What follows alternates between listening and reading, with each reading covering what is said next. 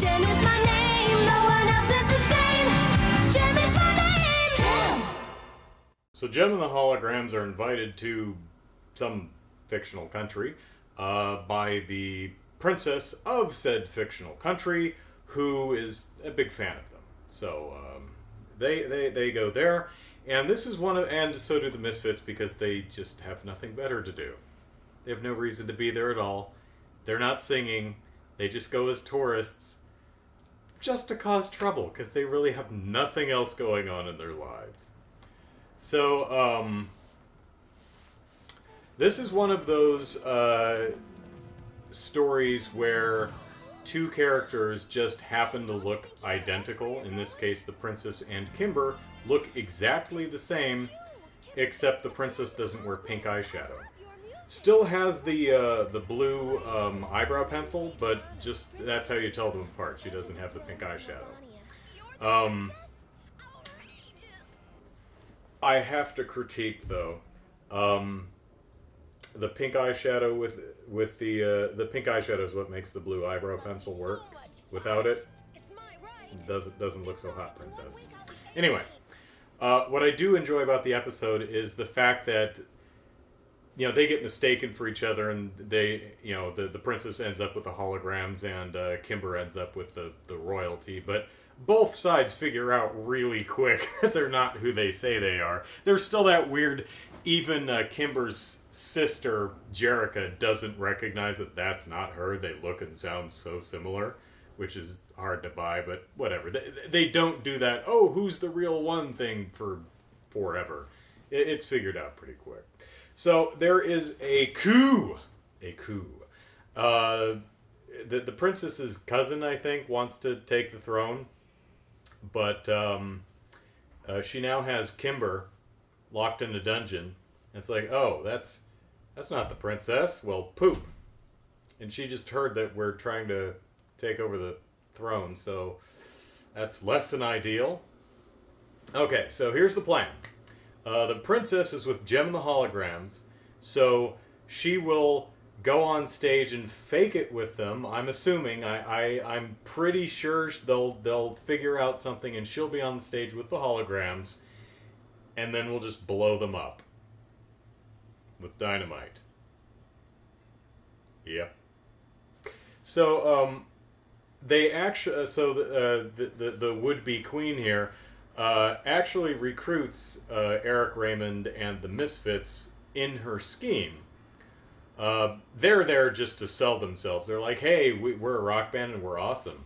She's like, I could use you. So she uses the Misfits and Eric to get Kimber, and they have Stormer like impersonate Kimber on the phone to get the Misfits to one place, and then get her to kidnap Kimber and all kinds of shenanigans. And when Eric and the hologram or Misfits learn that she's gonna outright murder the rest of the holograms and the princess, they're like, wait, what? Pizzazz is kind of but Take her away. No, Eric! What'll you do with her? Who cares? the rest of them are like, oh, that's not what we signed up for. Tonight there will be an explosion in the theater. An explosion? Now, wait a minute. The dragon will spout fire. Stay away from the theater or perish with your enemies. Because here's the Misfits. The Misfits are wandering around town just kind of hoping they bump into the holograms just to cause trouble. And they bump into the holograms because it's a small country. As Kimber points out, the airport seems to be bigger than the country. And they're like, there's the holograms. All right, you know what to do, girls. And they throw fruit at them, and they just chase them around and, you know, push them and stuff. They are great schoolers. They really are. So, JEM and the Holograms and the Not Kimber are on stage, and Not Kimber says, I am actually your queen, and my cousin is trying to overthrow the throne. Ha-ha! And the audience is like, what? And the cousin says, well, that's funny. And they all laugh at her. She doesn't believe me.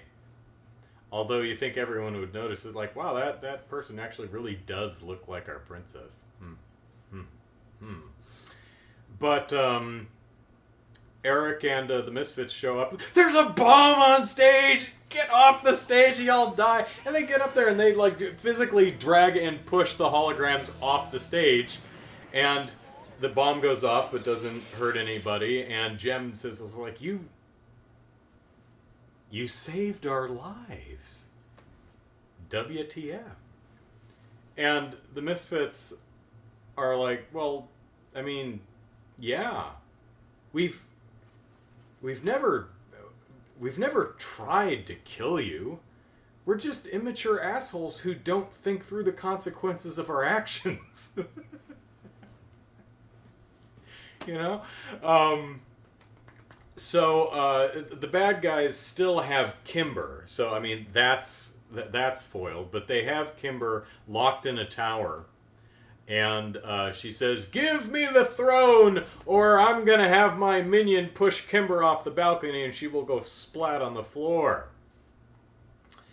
So JEM says, showtime synergy. Just conjure up a dragon. So a giant dragon shows up and, and scares everybody.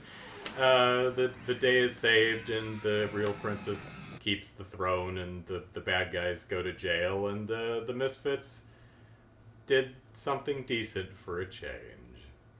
Oh, there was a bit earlier in the episode where Kimber escapes the first time. They have her up in a tower overlooking the ocean.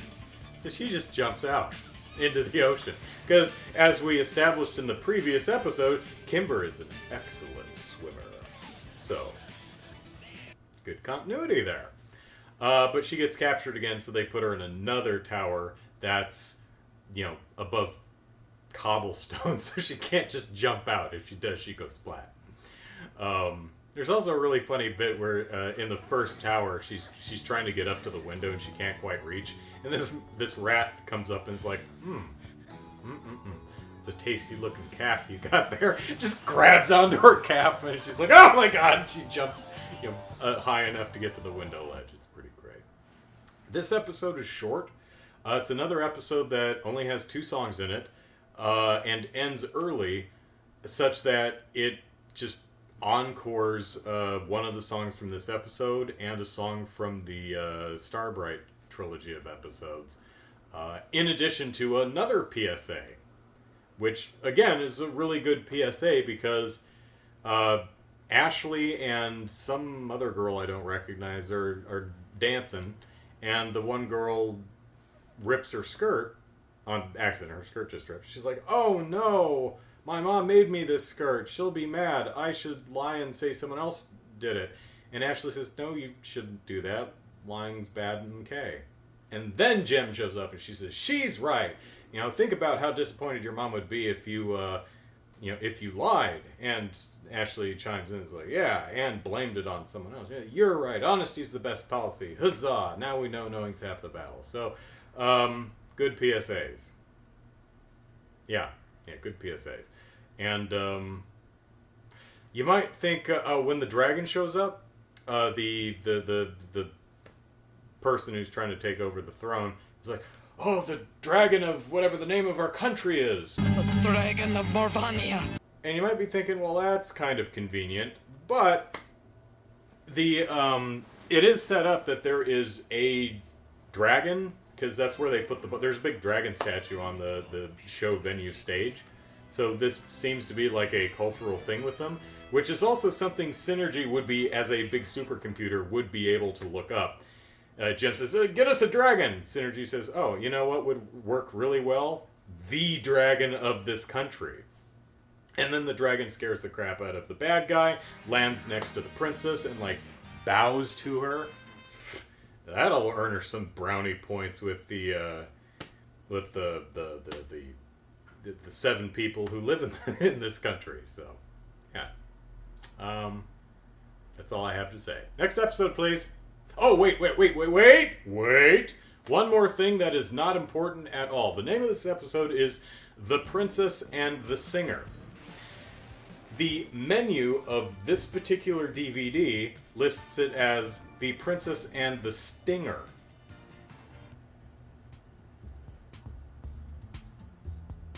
No point, just an observation. The DV menu spelled has a typo. For shame.